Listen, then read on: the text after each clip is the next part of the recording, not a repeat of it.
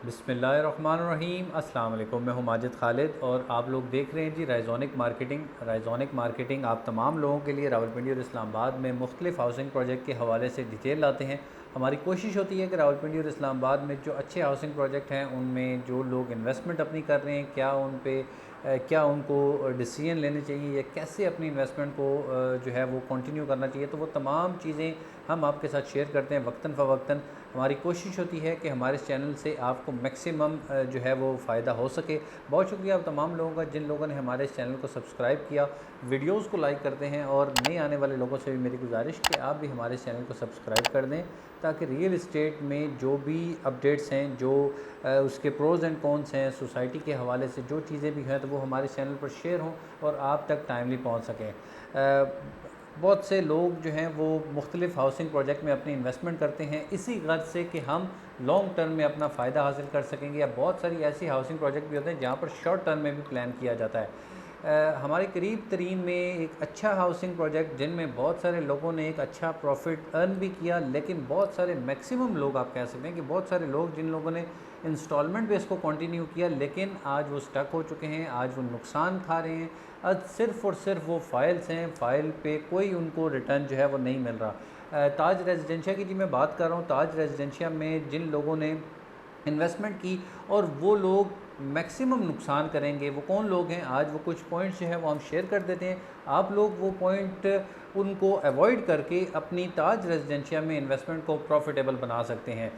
बहुत सारे लोग जब अपनी इन्वेस्टमेंट करते हैं तो किसी प्रॉपर्टी डीलर के पास, कंसल्टेंट के पास जाते हैं जो आपको एक राय देता है कि यहाँ पर आपकी इन्वेस्टमेंट होनी चाहिए और यहाँ पर आप अपनी इन्वेस्टमेंट को पार कर लें। बहुत सारे इन्वेस्टर्स जो हैं वो एक बल्क में बाइंग करते हैं। एक बल्क में जब आप अपनी बाइंग करते हैं तो वो मोस्टली केसेस में वो आपको नुकसान देती है, क्योंकि जब आप बल्क में बाइंग करते हैं एक अच्छे टाइम पे अगर आपने बाई किया है या आपने कोई डिस्काउंट हासिल किए हैं या कुछ भी तरीके से आपने जब बल्क में बाइंग की है, तो मार्केट की कंडीशन 2 महीने, 4 महीने, 6 महीने बाद क्या होगी आप उसको जो है वो प्रेडिक्ट नहीं कर सकते। और मोस्टली केसेस में जो है वो यही किया जाता है कि बल्क में जब बाइंग की जाती है तो उसको सिर्फ़ और सिर्फ होल्ड किया जाता है और होल्डिंग में ही आप लोगों का नुकसान हो जाता है। ताज रेजिडेंशिया में भी बहुत सारे लोगों ने जो है वो बल्क में अपनी फ़ाइल्स उठा ली हैं और बल्क में फ़ाइल उठाने के बाद आज वो सिर्फ फ़ाइल हैं, उस पर कोई उनको रिटर्न जो है वो नहीं मिल रहा, जिसकी वजह से वो लोग परेशान हैं और इस परेशानी में अपना नुकसान करते हैं।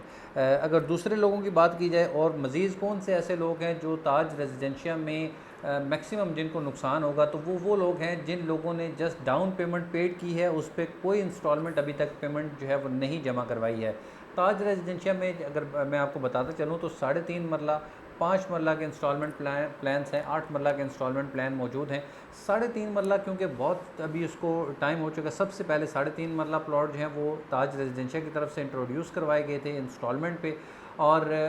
इंस्टॉलमेंट पे बहुत सारे मैक्सिमम लोगों ने यहाँ पर अपनी इन्वेस्टमेंट की, लेकिन जस्ट डाउन पेमेंट पेड की और उसके बाद कोई इंस्टॉलमेंट पेड नहीं की। आज तकरीबन 5 इंस्टॉलमेंट हो चुकी हैं क्वार्टर की। 5 क्वार्टर के इंस्टॉलमेंट होने के बावजूद अभी तक लोगों ने जो है वो जस्ट डाउन पेमेंट पेड की है, तो वो तमाम लोग भी अभी नुकसान में हैं। अच्छा, इसके बाद मैं आपको बताता चलूँ कि देखें, जब आप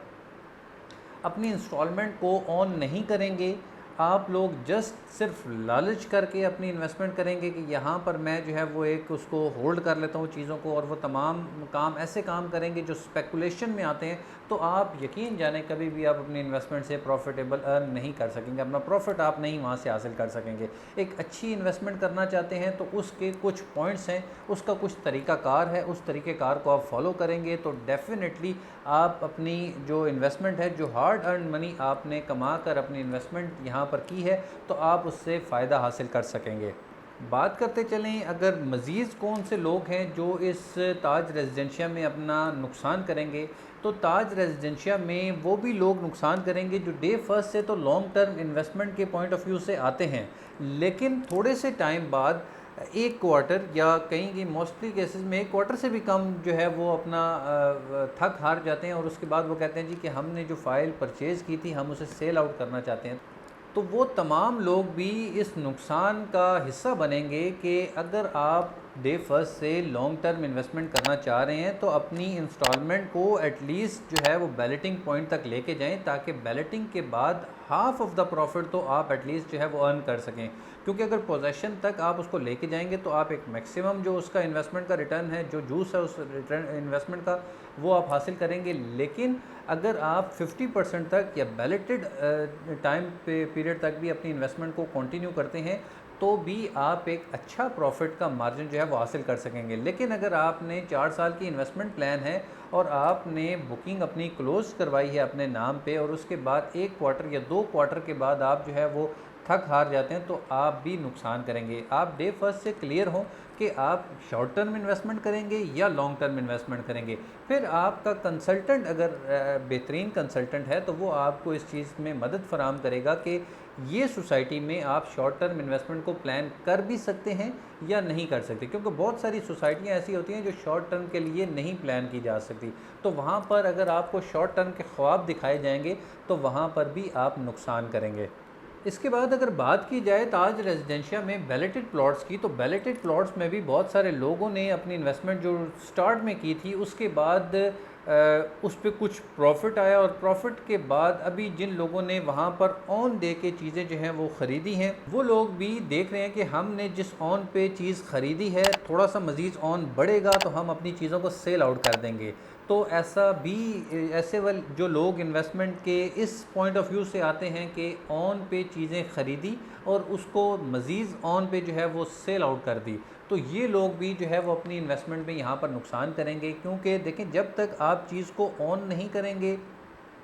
चीज़ को जो है वो अपनी इंस्टॉलमेंट को सोसाइटी के अकाउंट में पे नहीं करेंगे, सोसाइटी आपको पोजेसन और ये तमाम चीज़ें नहीं देगी, और सिर्फ स्पेकुलेशन से आप ताज रेजिडेंशिया में अर्निंग नहीं कर सकते। या किसी भी सोसाइटी में आप जो है जस्ट ऑन पे चीज़ें उठा के और ज़्यादा ऑन पे चीज़ें जो है वो सेल आउट करके काम, अगर आप कहेंगे जी मैं ऐसा वाला ही इन्वेस्टमेंट करना चाहूँगा, तो ऐसा मोस्ट ऑफ द केसेस में आप नुकसान उठाएंगे। इसके बाद अगर बात की जाए कि वो तमाम लोग भी जो न्यूज़ और इवेंट पे अपनी इन्वेस्टमेंट को प्लान करते हैं कि अगर यहाँ पर अभी मार्केट में एक पॉजिटिव न्यूज़ आई है ताज रेजिडेंशिया के हवाले से, तो उन लोगों ने जितना प्रॉफिट भी चल रहा है उतने प्रॉफिट पे चीज़ें जो है उठा ली हैं, तो वो लोग भी नुकसान का हिस्सा बन सकते हैं। न्यूज़ एंड इवेंट पे आप अगर काम करेंगे तो मोस्ट ऑफ़ द टाइम आप अपना नुकसान करेंगे। ग्राउंड रियलिटीज़ को देखते हुए जब आप काम करेंगे, किसी भी इन्वेस्टमेंट को जब आप अच्छे तरीके से प्लान करेंगे तो आप कम से कम नुकसान उठाएंगे। किसी भी इन्वेस्टमेंट में जब भी आप लॉन्ग टर्म में इन्वेस्टमेंट करेंगे, कुछ ना कुछ रिस्क फैक्टर उसमें डेफिनेटली रहेंगे। लेकिन अगर आपने अपना होमवर्क कंप्लीट किया है, आपने एक बेहतरीन कंसल्टेंट का इंतखाब किया है, उस कंसल्टेंट ने आपको वो तमाम चीज़ें जो हैं वो आपके सामने रखती हैं डिसीजन से पहले, ना कि आपको फोर्स किया गया कि सर आपने यही वाली इन्वेस्टमेंट करनी है और इतनी फाइल्स लेनी है और ये चीज़ें करनी है, तो वो आपके लिए नुकसानदेह होगा। आपको ऐसे कंसल्टेंट का इंतखाब करना है जो आपको इन्वेस्टमेंट करने में मदद फराहम करे, आपको पॉजिटिव और नेगेटिव सोसाइटी के हवाले से तमाम एस्पेक्ट्स बताए, कंपैरिजन बताए कि इस सोसाइटी में इन्वेस्टमेंट क्यों आपके लिए बेनिफिशियल है और दूसरी सोसाइटी में आपके लिए क्यों बेनिफिशियल है। बाकी उसके बाद आप उसके साथ कन्वर्जेशन करते हैं, कन्वर्जेशन करने के बाद अपने आप बजट को प्लान करते हैं, आप अपनी इंस्टॉलमेंट को प्लान करते हैं, और तब ही जाकर लॉन्ग टर्म में आप अपनी इन्वेस्टमेंट से अर्निंग हासिल कर सकते हैं। हवा के घोड़े पर सवार होकर जब भी आप अपनी इन्वेस्टमेंट करेंगे, आप मुंह के बल गिरेंगे और नुकसान उठाएंगे। उस नुकसान से बचने के लिए बेहतरीन कंसल्टेंट का इंतखाब करें। राइजोनिक मार्केटिंग आपके लिए एक बेहतरीन कंसल्टेंसी फराहम करती है, और यहाँ पर आपको सेल्स के साथ आफ्टर सेल्स सर्विसेज भी दी जाती हैं। क्योंकि मोस्ट ऑफ द टाइम आप